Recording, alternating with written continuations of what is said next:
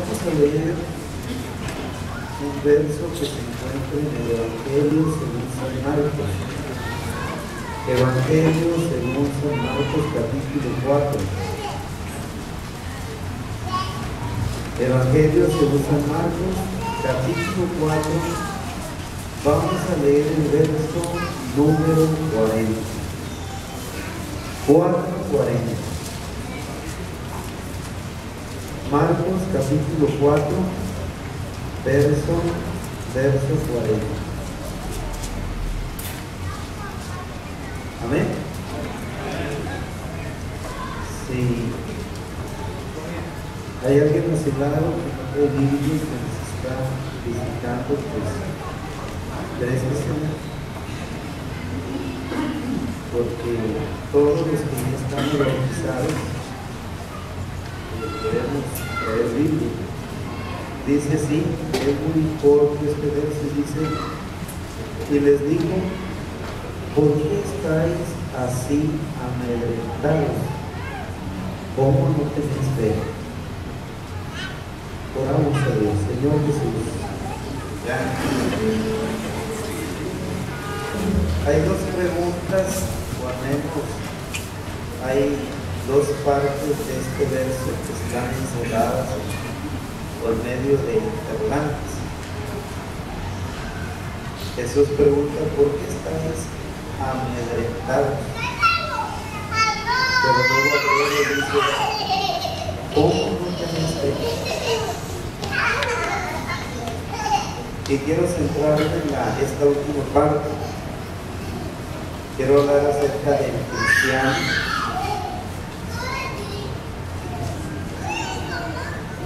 Ahí me llegó el autor. Quiero hablar acerca del cristiano que no tiene fe. El cristiano que no tiene fe. Habrá cristianos que no tienen fe. No siempre ser buena persona significa ser buen cristiano.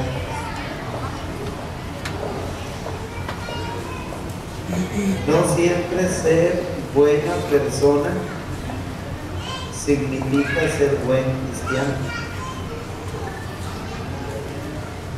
Hay quienes pueden ser muy nobles, pero no estar dispuestos a responder a las demandas de Jesús. Hace no mucho le decía a una hermana: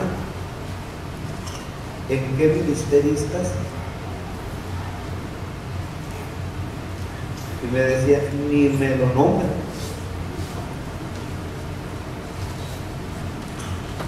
Y como persona esta hermana es muy buena.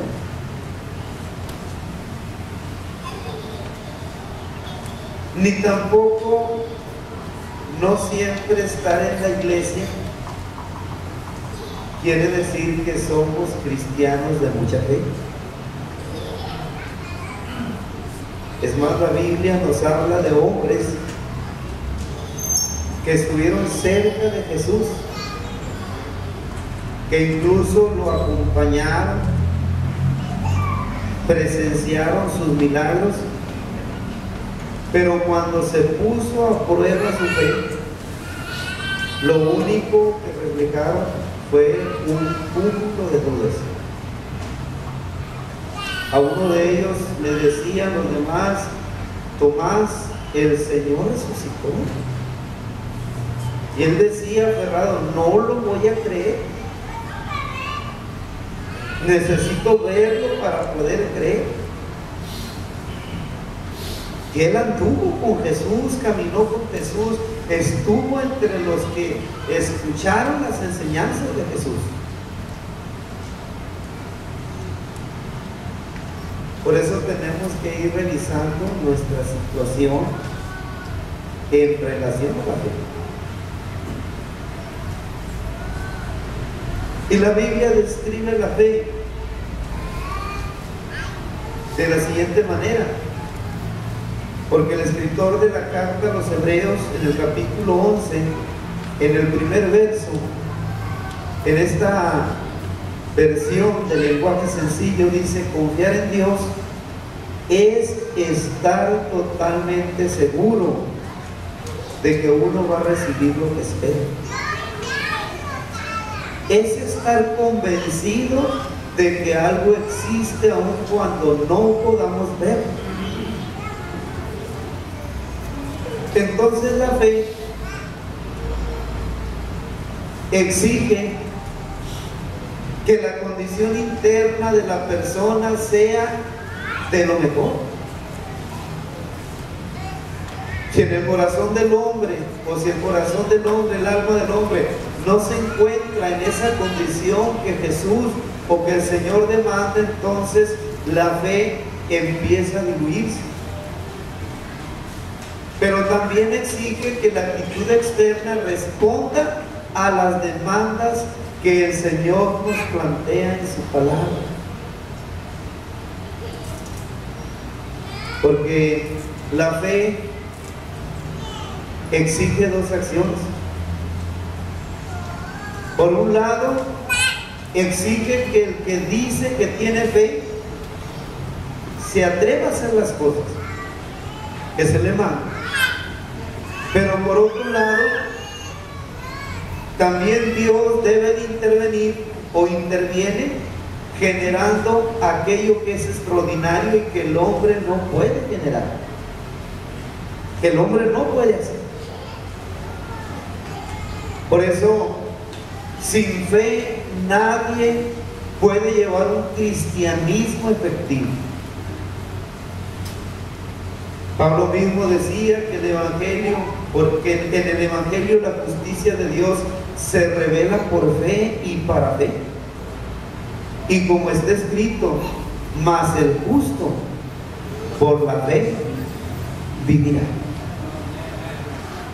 Entonces, un cristianismo o quien diga que está practicando un cristianismo efectivo y no tiene fe, solamente lo está declarando oralmente o de manera oral. Pero ya en la práctica eso se va a poner en tela de duda. Porque cuando este elemento tan importante se encuentra presente en nuestra vida en un buen nivel, entonces se puede establecer una buena relación con Dios. Entonces somos capaces de actuar como a Dios le agrada o como Dios nos exige, como Él nos demanda. Por eso también el escritor de la carta a los Hebreos decía: porque a Dios no le gusta que no confiemos en Él. Para ser amigos de Dios hay que creer que Él existe y que sabe premiar a los que buscan su amistad. De aquí, hermanos, que es fundamental que nosotros seamos cristianos de una fe firme, de una fe verdadera, porque esto nos va a ayudar a llevar una espiritualidad en otro nivel, a otras alturas, dándonos la fortaleza para sobreponernos a una serie de inconvenientes que siempre van a estar amenazando nuestra fe y van a tratar de meternos en problemas. Y quiero mencionarlos porque normalmente cuando el cristiano empieza a decaer en su fe, cuando el cristiano empieza a perder su fe, cuando este elemento se empieza a evaporar o a diluir en su vida, ese cristiano va a empezar a entrar en una condición como si estuviera en medio de una tormenta. No saben cómo actuar y sienten que siempre van a estar en medio de una tormenta. Por eso, si usted lee el verso 37 de este pasaje, dice la Biblia que cuando los discípulos de Jesús iban cruzando aquel lago, se levanta una gran tempestad de viento Y luego era tan fuerte el viento y la tempestad había arreciado y echaba las olas en la barca de tal manera que la barca se anegaba. Se levanta una gran tempestad.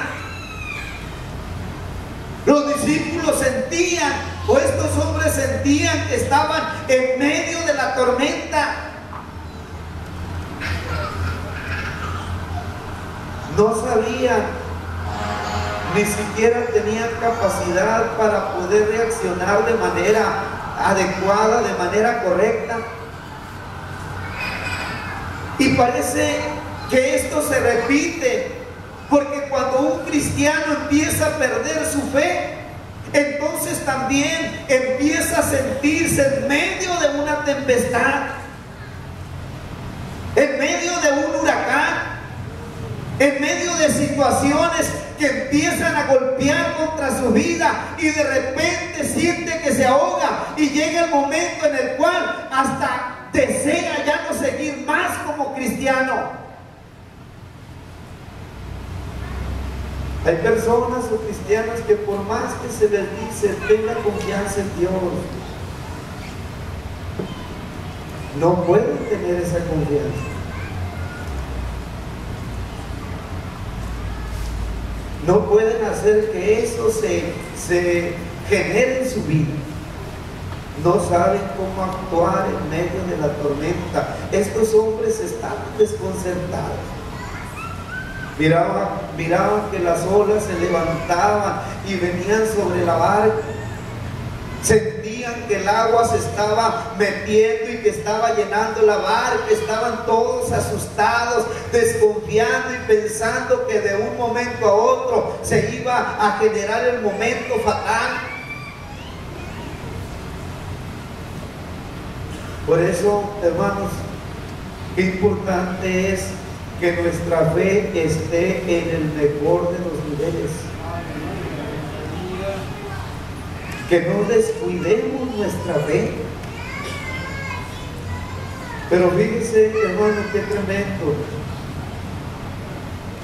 Porque cuando el cristiano empieza a perder su fe, no solamente enfrentan esta situación de no saber cómo actuar en medio de la tormenta, también se hacen acompañar de un Cristo dormido.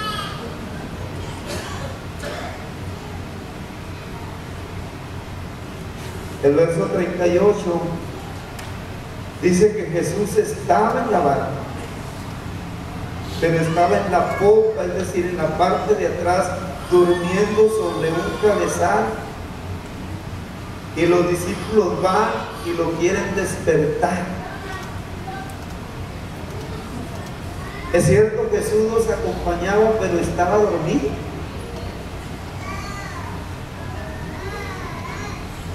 Y estaba en la parte de atrás, allá en la parte última, relegado, allá en segundo lugar, en la popa. Allá estaba y estaba dormido. Y luego lo tienen que despertar. Por eso tenemos que revisar cómo está Jesús en nuestra vida. Porque si Jesús está despierto en nuestra vida, nuestra fe siempre va a estar en ese nivel óptimo, en ese nivel favorable. Pero si Jesús empieza a dormir en nuestra vida, entonces también nosotros vamos a empezar a decaer, porque por naturaleza nosotros como seres humanos somos inconstantes. No nos podemos mantener. El que nos mantiene es Jesucristo, pero no podemos permitir que Él se duerma en nuestra vida. Porque si Jesús se duerme, entonces todo se viene abajo. Nuestra vida no va a permanecer. Nosotros como cristianos no vamos a poder seguir adelante. Ya de por sí estaban en la tempestad. Y a esto se le agrega que Jesús estaba dormido.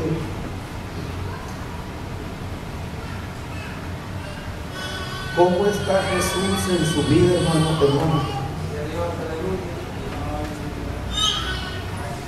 ¿Cómo se encuentra Jesús en su vida? ¿Qué lugar está ocupando? ¿Jesús sigue siendo el principal en su vida? ¿Lo tiene en primer lugar? ¿No lo ha cambiado por otra cosa más importante en su vida?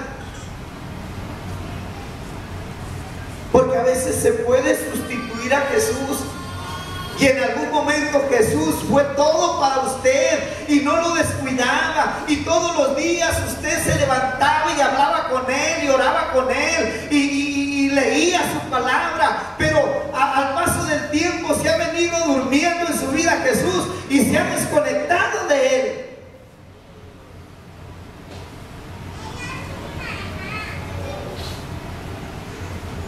Porque cuando Jesús se duerme, entonces se da lo tercero en aquellos cristianos que decaen en su fe, que pierden su fe. Siempre van a estar al borde, van a sentir que de un momento a otro van a perecer. Por eso dice el verso 38 que desesperados le hablan a Jesús y le dicen: Maestro, ¿no tienes cuidado que perecemos? Perecemos.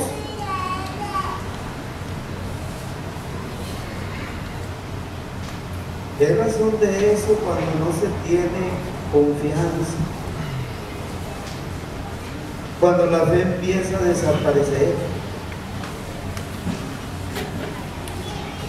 Hay razón para que se dé esto, porque, hermanos, cuando desaparece la fe, nuestra visión se empaña, nuestra visión se recorta, nuestra visión se vuelve caótica. Por eso de repente usted va a escuchar, hermanos, que cuando hablan de la vida cristiana y de la iglesia, no hablan bien. Pero no es otra cosa sino que su fe, la fe en su vida ha venido decayendo. Hoy platicábamos con un hermano en una de las iglesias del distrito y decía: es que en la iglesia hay mucho de esto y la iglesia está enferma. Y le decíamos: hermano, es que usted la ve así porque usted se encuentra así. Revise su corazón. Usted habla así porque es lo que trae dentro. Su corazón está enfermo, pero si su corazón se encuentra sano, si se encuentra limpio, va a ver a la iglesia de Jesucristo. Su visión va a cambiar. Y hay quienes hasta culpan a Jesús de su desgracia. Ellos le decían a Jesús: no tienes cuidado. No tienes cuidado.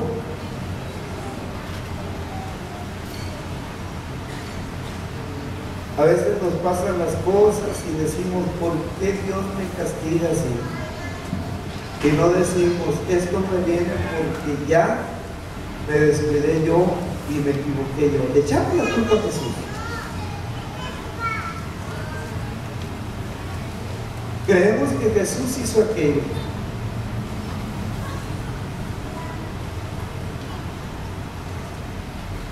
Y a los discípulos le decían: no tienes cuidado de nosotros,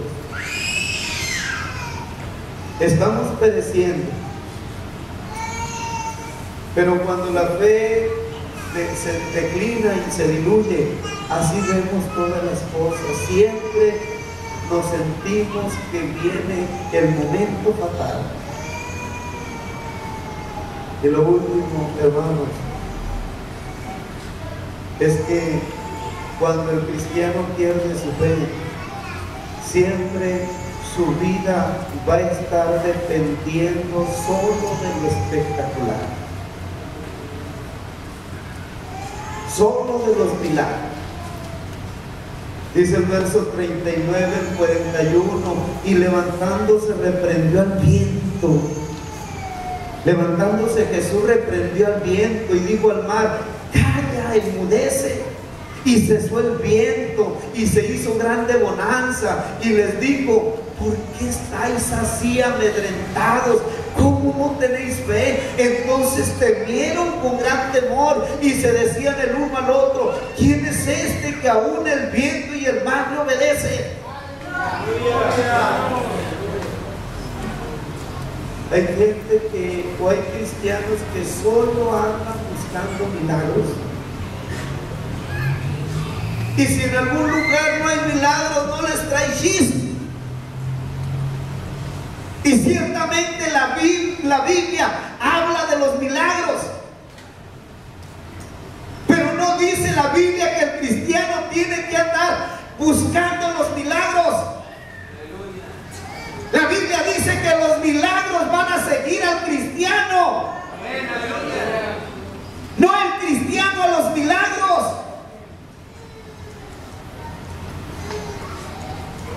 Pero a veces sucede, hermanos, sucede al revés. Pasa al revés. Y entonces un cristiano que obra de esta manera y que fundamenta su vida espiritual en los milagros, cuando no hay milagros, se viene a pique, se viene abajo.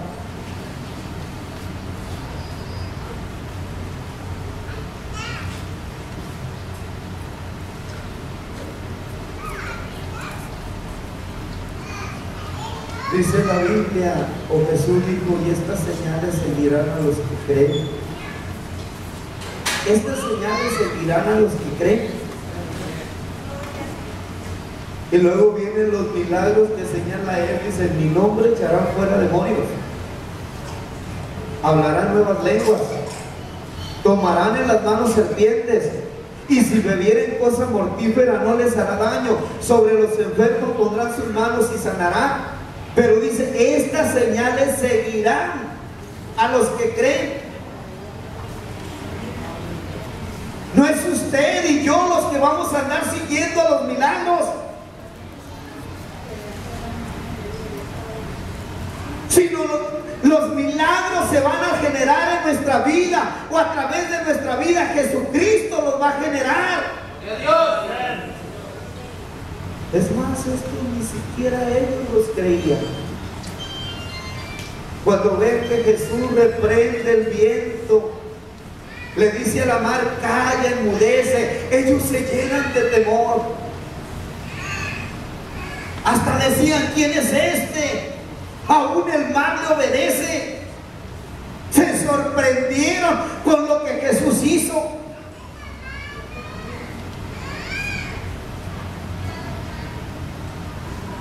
Hermanos, nuestra fe debe fortalecerse. Y si nuestra fe se fortalece, usted y yo vamos a ser instrumentos en las manos de Dios, a través de los cuales Dios puede generar milagros. Pero nuestra fe se debe o necesita llenarse de vigor. Porque quiero concluir diciéndole lo siguiente: la vida cristiana se vuelve inoperante, se convierte en formulismo, es semejante a un ritual vacío, cuando la fe vamos a hacer así como por inercia, por un cumplir. La fe es la que nos enfoca. La fe nos ayuda a relacionarnos con Dios de manera correcta, de manera efectiva. La fe nos va a ayudar a mantenernos en esa actitud que Dios desea, hasta que Dios determine hacer el milagro o otorgarnos aquello que estamos esperando. La fe nos va a dar esa fuerza para superar todas aquellas situaciones que afectan a nuestra vida, y nos va a dar ese vigor para seguir adelante, tomados de la mano del Señor. Por eso, revisemos nuestra fe. ¿Cómo se encuentra la fe en nuestra vida?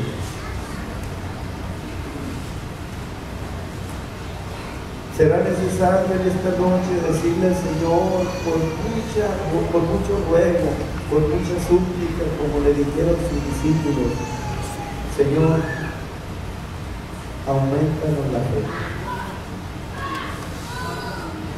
Póngase.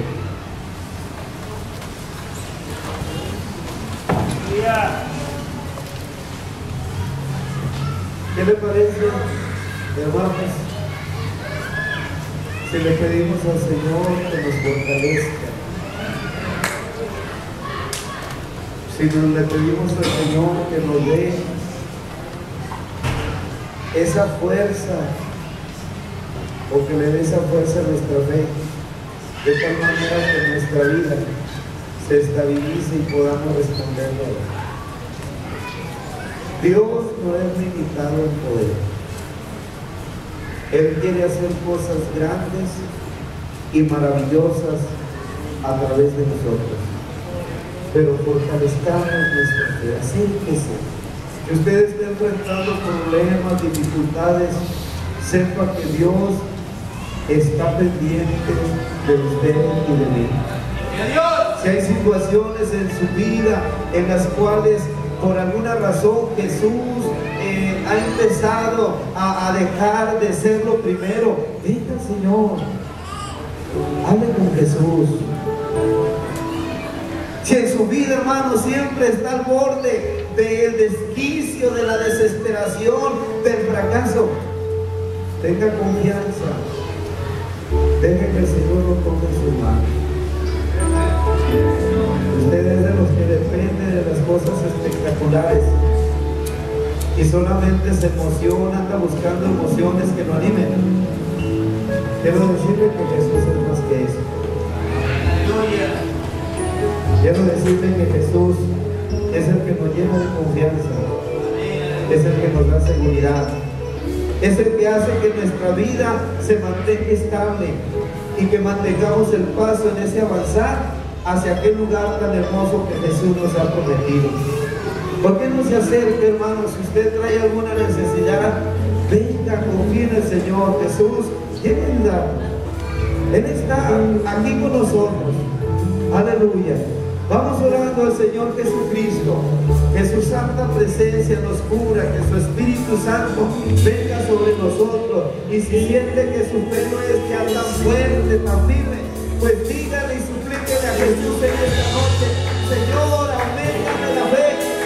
Si usted tiene la fe, si logra que su fe crezca y sea de